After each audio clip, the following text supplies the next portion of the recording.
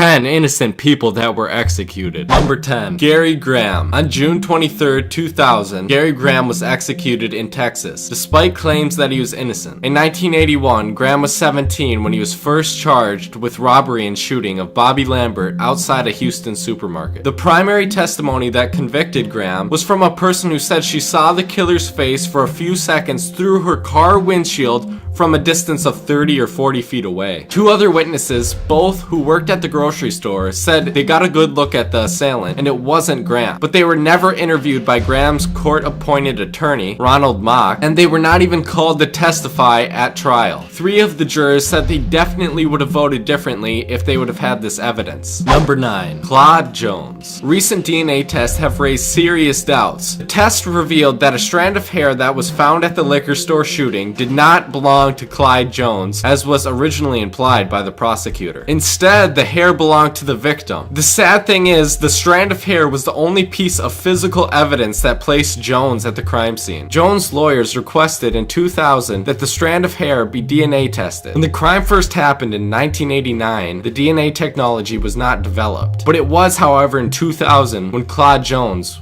was executed. The district court and the Texas Court of Criminal Appeals, alongside the governor then, George W. Bush, denied Jones a stay of execution. Sadly, this costed Jones his life. Number 8. Lester Bauer. On June 3rd, 2015, after he'd spent more than 30 days on death row, Bauer unsuccessfully challenged his conviction and sentence on numerous grounds, including that the prosecutors had withheld evidence from the defense for supporting his innocent claims. In 1983, Bauer was convicted of the murder of 4 people. Bauer was going to purchase an ultralight aircraft from one of the men who died. That means he has phone calls back and forth to the man who was selling the aircraft. Bauer had the same type of ammunition that was used at the killing. Prosecutors obtained this conviction in part by arguing that the ammunition provided a vital link between Bauer and the killing, because this type of ammunition was extremely rare. After Bauer's conviction, his lawyers obtained records from the FBI proving that the ammunition was not rare, as the prosecutors had claimed. They also learned that the prosecutors had withheld information about a tip to the police that the murderers may have been connected to drug trafficking. 3 Supreme Court justices even said that Bauer should have been granted a new sentencing hearing. And this was a glaring constitutional error that impaired the jury's consideration in this case. Number 7. Leo Jones. Jones was convicted of murdering a police officer in Jacksonville, Florida. After several hours of police interrogation, Jones signed a confession, but he later claimed that the confession was coerced. The detective and the policeman who arrested Jones, who took his confession, were forced out of uniform for ethical violations. The same policeman that Jones said coerced him was later identified by a fellow officer as an enforcer who had used torture. Many witnesses came forward pointing to another suspect in the case. Number 6. David Spence. Spence was charged with murdering 3 teenagers in 1982. He was allegedly hired by a convenience store worker to kill another girl, but instead he accidentally killed these 3 teenagers. The convenience store owner, Munry Deeb, was originally convicted and sentenced to death, but then he was acquitted at a retrial. The police lieutenant who supervised the investigation of Spence, Marvin Horton, later concluded, "I do not think David Spence committed this crime." Roman Salinas, the homicide detective who conducted the investigation, said, "My opinion is that David Spence was innocent. Nothing from the investigation ever led us to evidence that he was involved. No physical evidence ever connected Spence to the crime. The sickening part is, the case against Spence was pursued by a cop who relied on testimony of prison inmates who were granted favors in return of testimony." Number 5. Carlos De Luna. De Luna was executed for the fatal stabbing of a Texas convenience store worker. A Chicago Tribune investigation released in 2006 revealed groundbreaking evidence that Texas may have executed an innocent man. New evidence uncovered by reporters Maurice Postley and Steve Mills cast doubts on De Luna's guilt and point to another man, Carlos Hernandez, who had a record of similar crimes and repeated confessions to this murder. Number 4. Ruben Cantu. Cantu was only 17 when he was charged with capital murder for the shooting death of a San Antonio man during an attempted robbery. Juan Marino was wounded during the attempted robbery and was a key eyewitness in the case against Cantu. Now he says Cantu was not the shooter, and he identified Cantu as the shooter because he felt pressured and was afraid of the authorities. Marino twice told the police that Cantu was not the assailant, but the authorities continued to pressure him to identify Cantu as the shooter. This is because Cantu was involved in an unrelated wounding of a police officer. Marino says the police were sure it was Cantu. The police were sure it was Cantu because he had hurt a police officer. They told me they were certain it was him,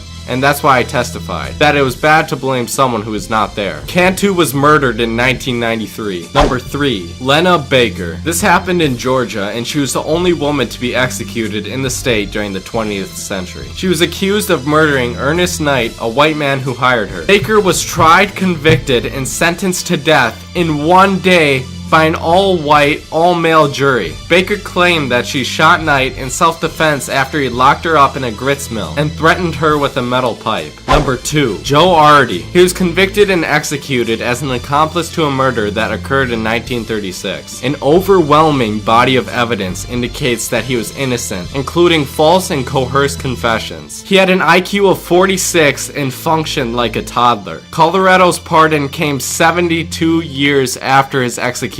Number 1. Troy Davis. After a hearing on September 19th, the Georgia Board of Pardons and Paroles denied clemency to Troy, despite presentation of testimony casting doubt on his guilt. Brian Kamer, one of Davis's attorneys, said, "I am utterly shocked and disappointed at the failure of our justice system at all levels to correct a miscarriage of justice." Davis's claims for innocence had gained international attention, and calls for clemency had been made by President Jimmy Carter, former FBI Director William Sessions, former Georgia Supreme Court Chief Justice Norman Fletcher, and many others. The sad thing about this case is I grew up watching these protests. There are many cases of innocent people in the US being murdered. It's hard to stomach that people put in charge to protect the US citizens would rather pretend that they're right than change the mistakes they made. Thanks for watching, guys. This is a video I very much enjoyed making, and I'll continue to make videos like this. Leave a like and subscribe if you did enjoy. I'll catch you guys later.